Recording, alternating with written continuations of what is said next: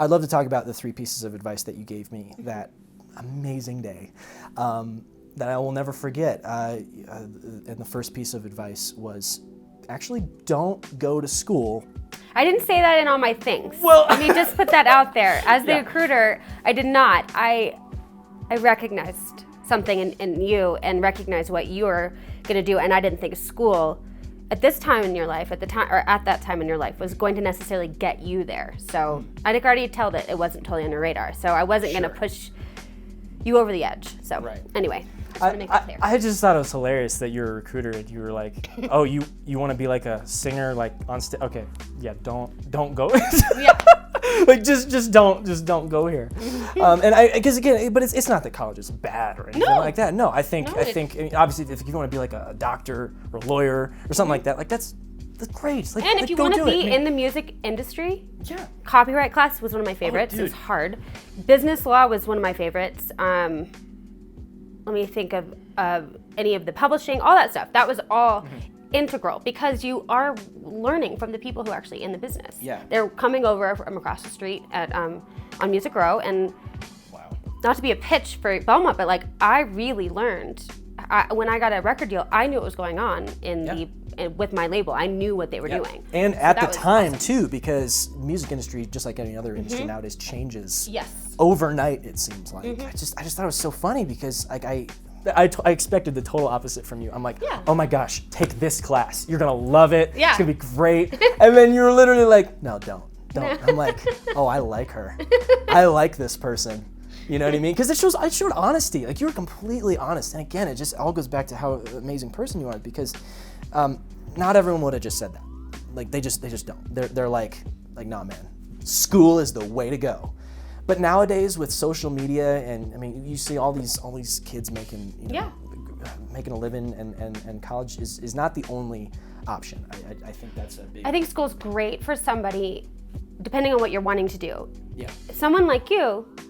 If you weren't nearly as charismatic or like, you just kind of have these like an extra sense about things, and some people need more time to grow and develop into that, and school's a great place to do that because when you do get out, you have a degree that can help you get further. So and you meet a ton of people as well. Yes. Yeah. So and you make friends and you get out of the house, all those things. So it serves even more than just the degree. College sometimes gives you time and space. Sure. I didn't feel that from you though. I didn't feel like you grew up. Did you homeschool? I did homeschool So I from feel 6th grade to 12th grade. Kind of did that already. I did. That was what was the thing. Like I don't know if this is necessary. You already seemed grown up for a young kid.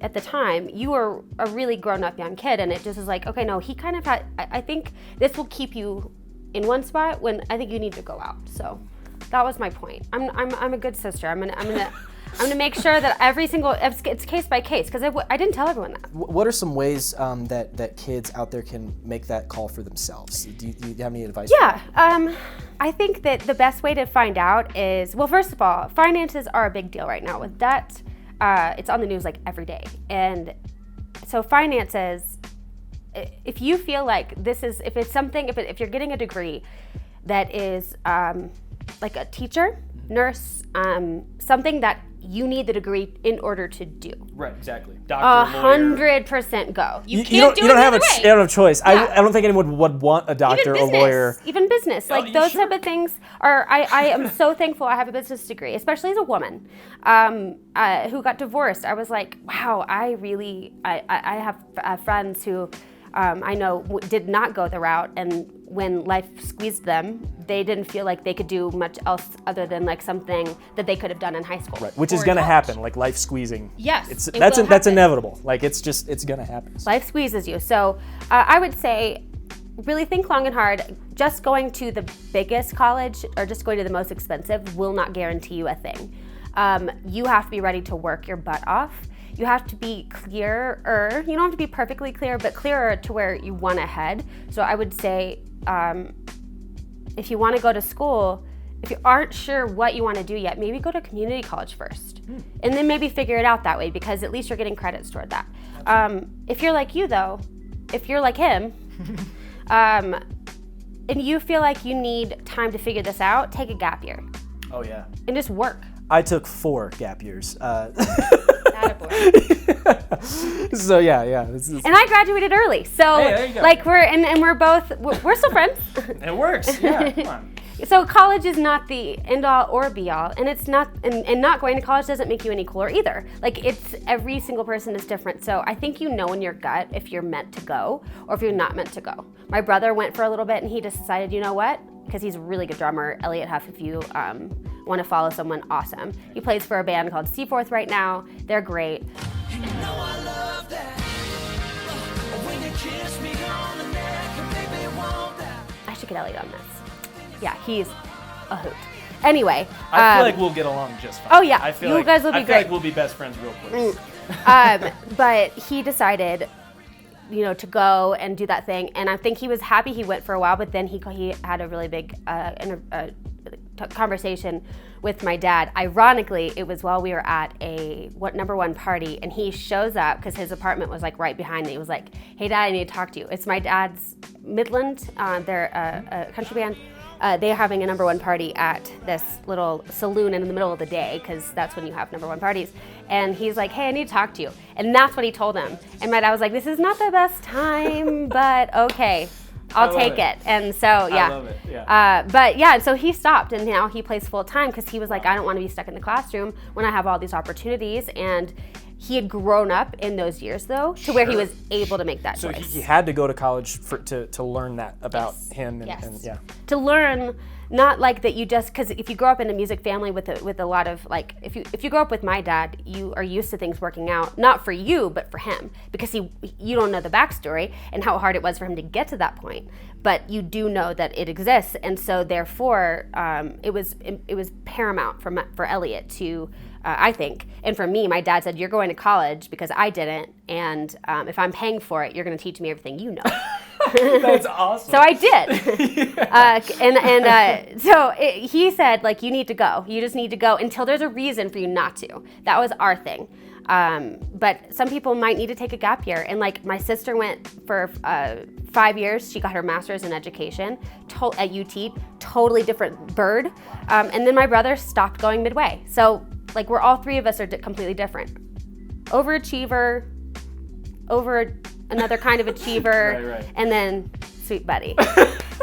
No, Elliot's awesome. But what I'm so thankful for are parents who understand that we're all different, and that's where I learned that, which is why I can see different. I could see different people coming in, knowing, okay, this person needs school. Right. Yeah. I don't think this person actually knows that they want to do this thing with their life yet. Yeah. So what I will tell them is get the business degree so you have options. Yeah. So some people needed that. You did not. And I could tell that just, I don't know. To be honest with you, I don't know how I knew that. I have no idea. You just kind of know, I guess, when you talk to people day in and day out about what they should do. But I think you said earlier it's a gut feeling. Yeah. I mean, I don't know how I know. I just did, or I don't know how I knew. Rather, I just did, and I'm glad I told you because at my age, I think also the timing of where I was in my life post divorce, I didn't feel like anything was worth glossing over at that point. I was in, when you got like your so-called best advice, I was in the worst place of my entire life. So showing up for work, being able to help other people at the time was probably the saving grace for me because it gave me a purpose. Because if it was left up to me at the time, like I cried myself to sleep most nights. My dog had just died. I got a new one, but yeah, so it's just an interesting, like when you could talk about that day, and then I'm like, I remember those days and I hated every moment of every day. That's interesting. Yeah. Because I don't look at it as like I was helpful. I'm like helpful joy time. No. No. But that's to say, like, also you show up for your job, you show up for work, and you don't bring all your personal stuff, but you can let it infuse what you say. And I didn't feel like anything was worth glossing over.